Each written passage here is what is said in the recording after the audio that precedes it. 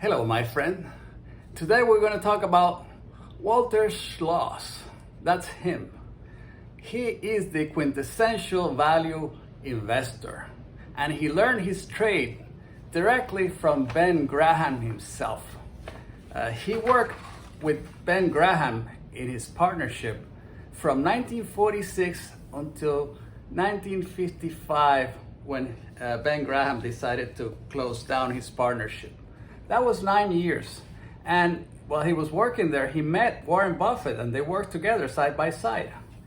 And Walter decided to start managing money for other people, the same as Ben Graham was doing with his partnership.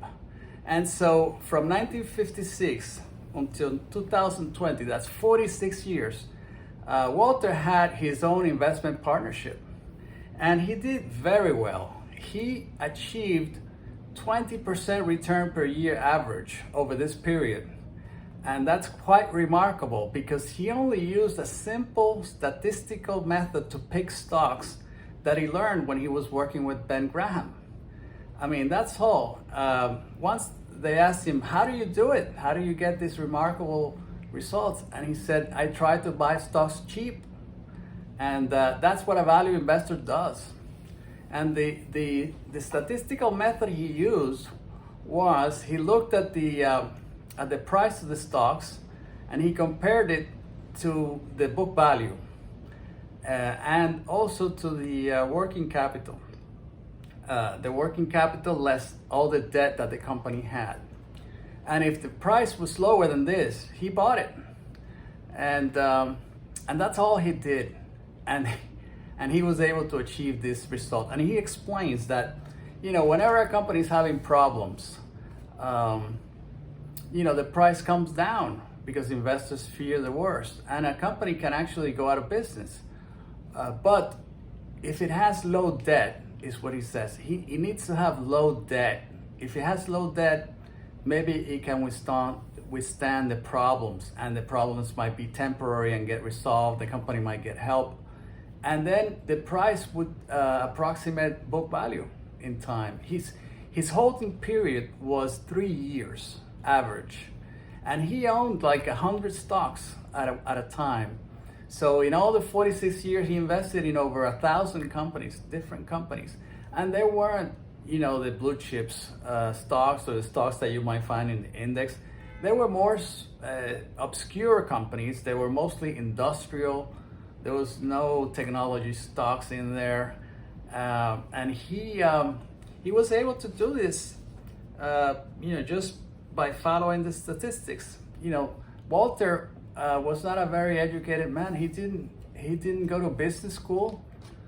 He didn't even go to college, and he didn't have a computer. He didn't have a secretary or employees. He worked from one office with a desk and a file cabinet all day reading value line reports. That's where he identified the companies. And once he found a few that met this criteria, he then dug deeper and he asked for the annual reports. He read the annual reports. He made sure that the companies did not have a lot of debt, because he says the debt is what kills a company and makes it go out of business, file for bankruptcy or whatever. But if a company is selling for, it has working capital as cash, accounts receivable, inventories that are higher than the accounts payable, accrued expenses, and all the long-term debt that the company has, the company could liquidate and make a profit, for the investor if the price is selling even below that. So obviously, with time, a company that is having troubles could lose money, and that would erode his margin of safety. But he was so comfortable that he was buying low enough that he made money. Like I say, somebody asked him, how do you do this? And he said, again, I just try to buy stocks cheap. And so, he had 19 clients in the first partnership that he formed in 1956. 19 clients, each put up like around $5,000. That was about $100,000 that he started with. And And at the end, you know, as his fame grew and clients were satisfied and called other clients, he finished with 94 clients in 2002, just 94. And the partnership had assets of about $130 million in 2002. And this was after, you know, he would sell stocks and distribute the profit. I mean, he wouldn't compound them in them. Had he kept all the money in the partnership with a 20% return for 6 years, the $100,000 investment would be approximately $22 million at the end of 46 years. So he actually gave money back to investors, and he didn't like working with a lot of money. So, you know, he did take a 25% cut on the profits. So he made 20% gross, and then after his take, which was 25% of 20%, that's 5%. The return for investors annually was 15%, but 15% was way better than the S&P 500. The S&P 500 averaged 10%, which is fantastic, but 15% is, you know, 50%. 15% is 50% more. So let's $100,000 at 15% over 46 years is $3 million, whereas $100,000 at 10%, which is the S&P, over 46 years is only $400,000. So you can see the value that he brought to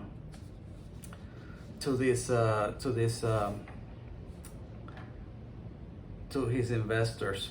So again, you know, he just looked at the statistics of each company. He did not look at the macro view of the economy or projections from other people, or he was not interested even on earnings.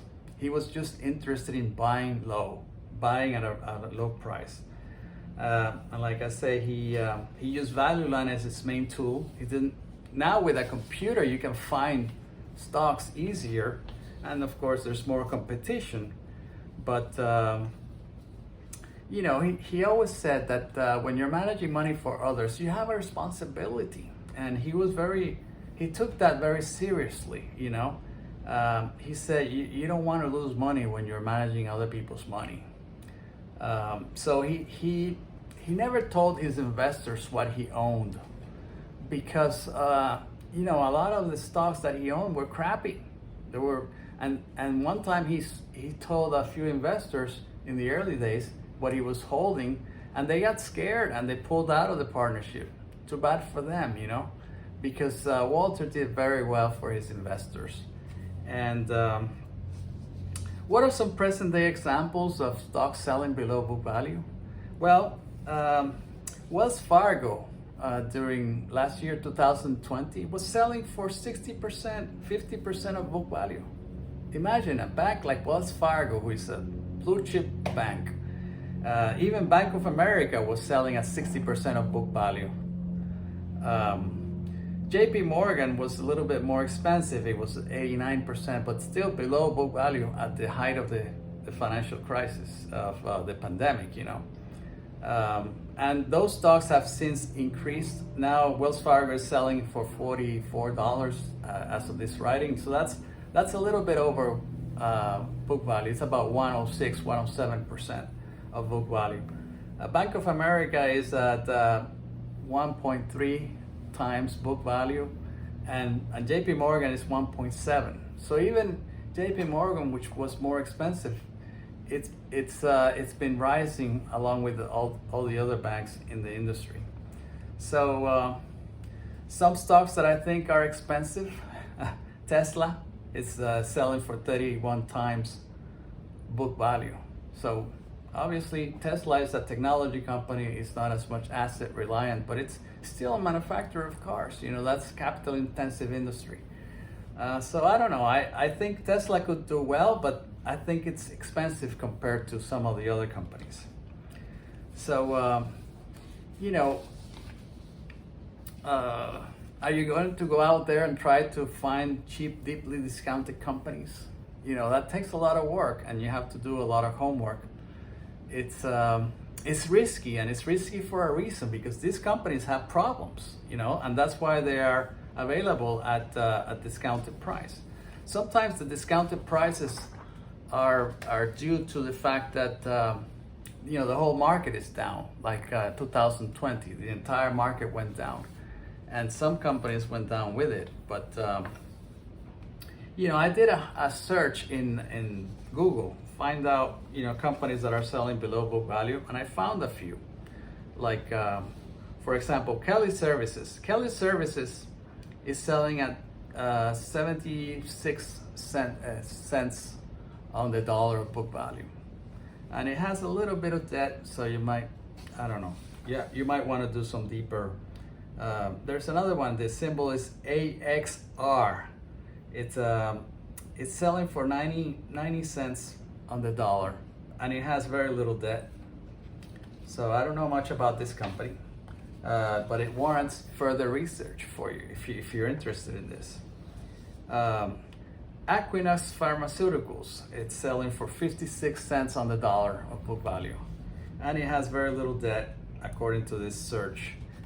I don't know if these are good buys or not. Certainly it's not my game to buy value stocks.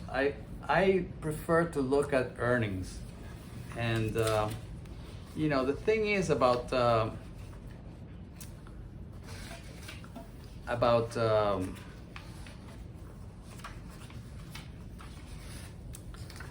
the thing about investing is that doing all this analysis for deeply discounted companies, and picking stocks, it's very exciting. It's interesting, but it's time consuming, and it takes a lot of effort.